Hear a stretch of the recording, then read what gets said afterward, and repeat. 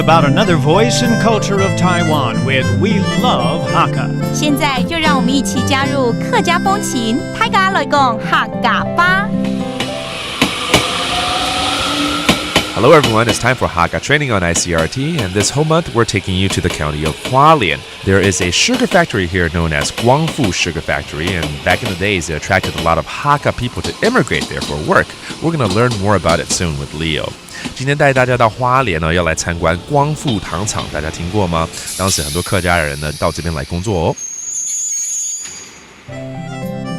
好热的天气啊 ，Leo！ 哎，超嘎！我这时候可以来一个冰或什么多好啊！哎，真的哎，是不是？我想到了，那我们来去那个光复糖厂好了。哎，这就是我们今天要介绍的地方啊！当然啦，所以还可以吃冰哦。这里的冰棒可有名了哦，太好了！那顺便解暑一下。那 Leo 跟我们讲一下这个光复糖厂它的历史。日本时期，这个甘蔗是一个很重要的经济作物。日本人在花莲的光复乡这边设立了糖厂，但是它需要很多的工人啊，所以呢，就有很多的桃竹苗的客家人呢，就离乡背井到了花莲这个台湾的后山这里来工作，然后就在这里安身立命。所以等于是从桃竹苗这个地方移民过去了嘛？对啊，所以当地就有一栋钟家老屋呢，见证那时候客家先民移民过来的一个历史。所以钟这个姓是客家的大姓啊？对啊，哎呀，肯定是客家人了。那当然。然后呢，我们可以去附近的太巴朗关帝庙，又叫做保安宫。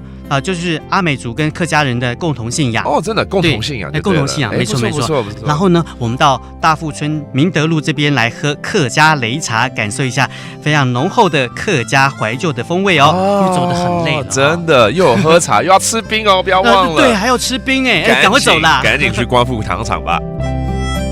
Sugarcane was an important commodity during the Japanese colonial period, and many Hakka from the central western coast moved to Hualien to help in its production. Laying testament to this is a 60-year-old traditional brick Chinese-style home there, where you can witness the daily hardships of the original Hakka immigrants. In Hualien, the Hakka and Aboriginals came into contact and intermarried and mixed their cultures and beliefs, with both worshipping at the Tai Ba Lang Guangdi Temple.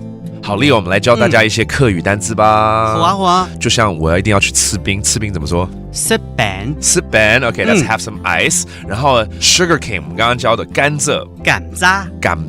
And the old house， 老屋呢？老屋。That does today's Hakka training on ICRT。什么太嘎？俺是谁张来了。客家风情由客家委员会监制。We Love Hakka has been brought to you by the Hakka Affairs Council.